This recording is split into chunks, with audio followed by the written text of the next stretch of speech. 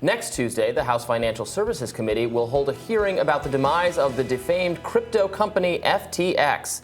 In a surprise move, committee chair Maxine Waters told fellow Democrats that she will not subpoena the former CEO of the company, Sam Bankman-Fried, to testify before the committee, but that she hopes he will do so voluntarily. He has yet to agree to that. Meanwhile, Bankman-Fried revealed he hired Ghislaine Maxwell's lawyer, Mark S. Cohen, to represent him. While the former CEO is being investigated by the SEC and DOJ, he is not currently facing any criminal charges. Joining us now to discuss is senior broadcast contributor for Yahoo Finance, Kevin Cirilli. Welcome, Kevin. Great to be here. What a story this has taken. It's like choose your own adventure, Dungeons and Dragons. Right, well, let's start. Let's start here. I was talking about Dungeons and Dragons before we started this segment. I don't really know what that game is, but I was like, all right, we can make a parallel. Well, I would rather spend this segment explaining it. Instead, we should talk about the issue at hand. Just as complicated as cryptocurrency, but go ahead. Well, here's one of the big takeaways from that lead-in there. People are reading into the fact that Maxine Waters isn't calling for a subpoena of Sam Bankman-Fried as perhaps some indication that there is some sympathy there because he was such a prolific Democratic Party donor. Is that a correct implication to read? No, I think CNBC had a great scoop with this, but CNBC's reporting also suggests that he might still be subpoenaed. She's left that window open, as has the likely new House Financial Services Committee Chairman Patrick McHenry in the new Congress. And meanwhile, their counterpart committee in the Senate Banking Committee, chaired by Sherrod Brown, progressive from Ohio, has also said, look, he's going through some legal procedures right now, and once that is finalized, he likely will come in and testify. He himself has said that he will likely sit before the committees on both parts, but perhaps just the timing right now isn't going to align. I would be stunned if he doesn't testify. He's been very willing so far to just kind of talk to reporters, the New York Times, Vox, in ways that I have to imagine are infuriating his attorneys. Or now maybe he's brought a competent attorney onto the Ghislaine Maxwell's no attorney. longer his parents, who of course are Stanford attorneys and who have apparently helped him with his defense. Everyone would tell you, shut up, stop talking, stop giving away information unless you have to. But he seems to keep going at it with this, I'm very smart, I can explain this to people in a way that they'll stop blaming me. I'll explain why you would have made the decisions I made too. And I don't know that that's working for him. Well, and he's dragging a lot of people into this. I mean, a $100 million deal allegedly that he wanted to get with Taylor Swift. Her camp is denying this. $55,000 worth of debt to Margaritaville. I mean, there's just headline after headline, drip, drip, drip. But here in the Beltway, all of the focus is really centering, and I said this last time, on Gary Gensler, chairman of the SEC, because remember, this is someone who back in October, I don't know if people remember this. Remember when he fined Kim Kardashian? It was like $1.26 million for her advertising on social media platforms for cryptocurrency exchanges. Well, now you have a lot of progressives who he had been banking would be backing him and supporting him. People like Senator Elizabeth Warren and others who are saying, hey, Chairman Gensler, what's going on here? You went after celebrities when you potentially should have been looking at SBF. And as a result of that, he's caught in the middle of progressive circles and facing pressure, mind you, from Republicans as well. Now, my colleagues over at Yahoo Finance did an interview with Gensler, and he essentially said, quote, exchanges shouldn't be running a broker, dealer, or a hedge fund and an exchange. So what that essentially means is he's alleging that what happened was SBF, this guy, was betting against the folks who were investing into the cryptocurrency exchange. So quite literally trying to have his cake and eat it too.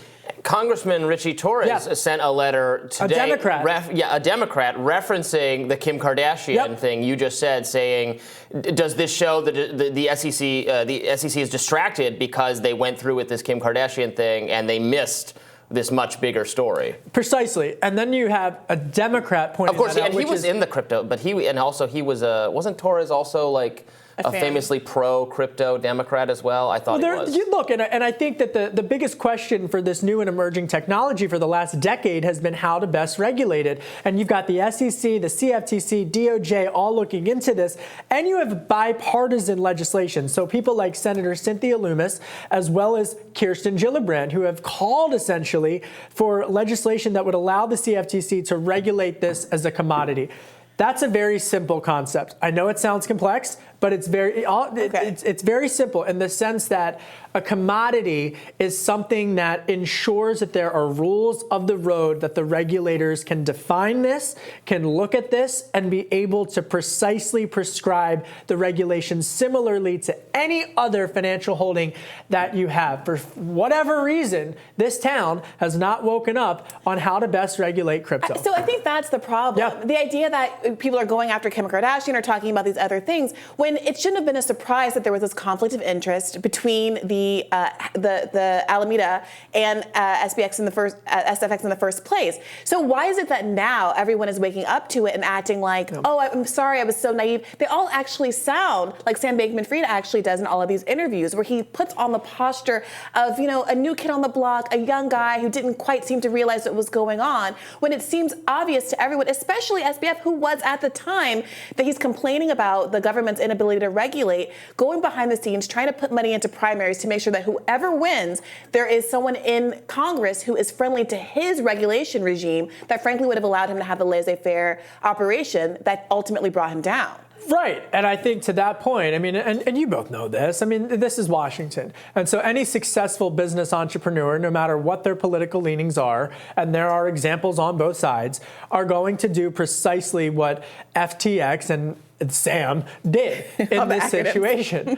And, but it does point to a broader, I would argue, conversation that folks on both sides of the aisle has had. And let's focus on Senator Elizabeth Warren for a second. Because remember, she came to power and created the Consumer Financial Protection Bureau back in 2008 while that was coming, and TARP. And we all remember that. We all also remember culturally Martha Stewart going to prison. Yep. And you had progressives who were saying, hey, wait a minute, why are you going after Martha Stewart and not going after these bank CEOs? And are they too big to jail? And so Martha Stewart didn't even do anything wrong. Well, and look, I think the parallel. She tried to defend herself to investigators, so then they got her on the procedural crime, as they always do. Well, but the parallel here is, I think, essentially, are there regulators who are trying to go after celebrities in this case and took their eye off the ball? And so I think there's a lot of pressure for Gary Gensler, and I think that the pressure is going to intensify precisely even once we have a divided Congress next year, where Republicans are going to focus on him, not just on FTX, but also on what they would argue is ESG. We all saw the Vanguard headline yesterday.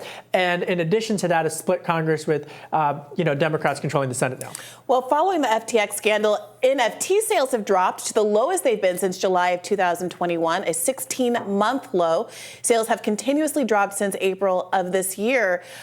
Is this the end of the halcyon period for these kinds of technology? I don't think it's the end for the technology. I think that in terms of the path forward for the next 2 to 5 years, I think everyone's going to be looking to see how the central bank, the Federal Reserve, and Jay Powell, how they proceed with putting out some type of analysis, some type of rules of the road, or adopting a U.S. digital currency, and kind of how that goes. I think that not just the U.S. economy, but the global economy in particular are waiting for the central bank to broadcast the path forward for a digital currency. Separately, I think you did see this with some of the big banks who have tried to get into the digital currency space.